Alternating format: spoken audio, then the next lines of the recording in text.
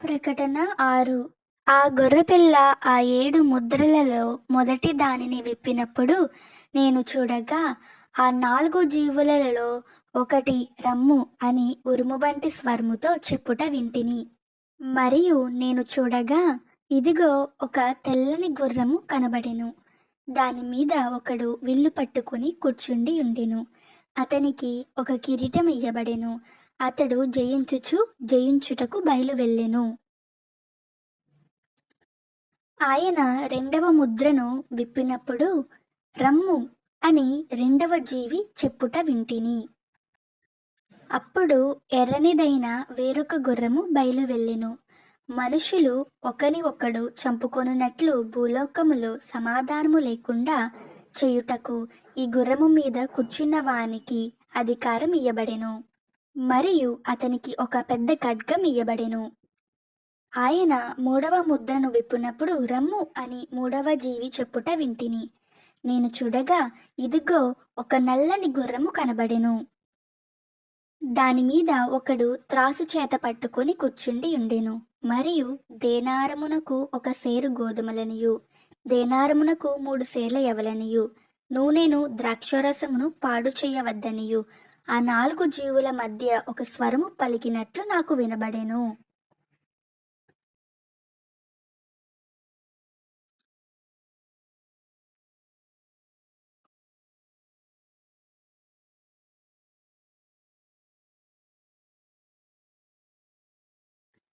ఆయన 4వ ముద్రను విప్పినప్పుడు రమ్ము అని 4వ జీవి చెప్పుట వింటిని.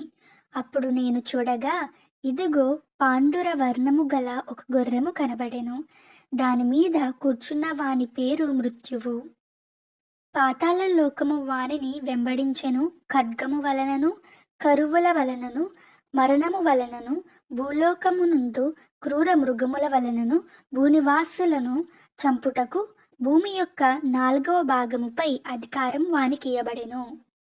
ఆయన 5వ ముద్రను విప్పినప్పుడు దేవుని వాక్యము నిమిత్తమును తాము ఇచ్చిన సాక్ష్యము నిమిత్తమును వధింపబడు వారి ఆత్మలు బలిపీఠము క్రింద చూచితిని. వారు, నాదా, సత్యస్వరూపి, పరిశుద్ధుడా, ఎందాక తీర్పు తీర్చకయు మా రక్తము నిమిత్తము భూనివాసులకు ప్రతిదండన చేయకయు ఇందువని బిగ్గరగా కేకలు వేసిరి. తెల్లని వస్త్రము వారిలో ప్రతి వానికియ్యబడెను. మరియు వారి వలనే చంపబడబోవు వారి సహదాసుల యొక్కయు సహోదరుల యొక్కయు లెక్క పూర్తియగు వరకు ఇంకా కొంచెము కాలము విశ్రమింపవలనని వారితో చెప్పబడెను. ఆయన 6వ ముద్రను విప్పినప్పుడు నేను చూడగా, పెద్ద భూకంపము కలిగెను. సూర్యుడు కంబలి వలె నలుపాయెను. చంద్రబింబమంతయు రక్తవర్ణమాయెను.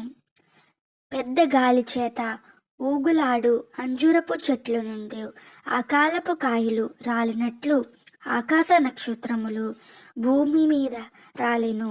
ఆయన ఆకాశ మండలము చుట్టబడిన గ్రంథము వలనై తొలగిపోయెను. ప్రతి కొండయు ప్రతి ద్వీపము వాటి వాటి స్థానములు తప్పెను.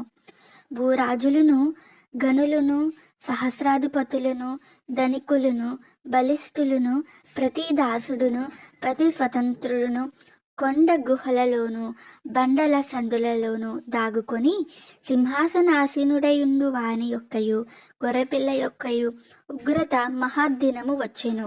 దానికి తాళజాలిన వాడెవడు? మీరు మా మీద పడి ఆయన సన్నిధికి గొర్రెపిల్ల ఉగ్రతకును మమ్మును మరుగు చేయుడి అని పర్వతములతోనూ బండలతోనూ చెప్పుచున్నారు.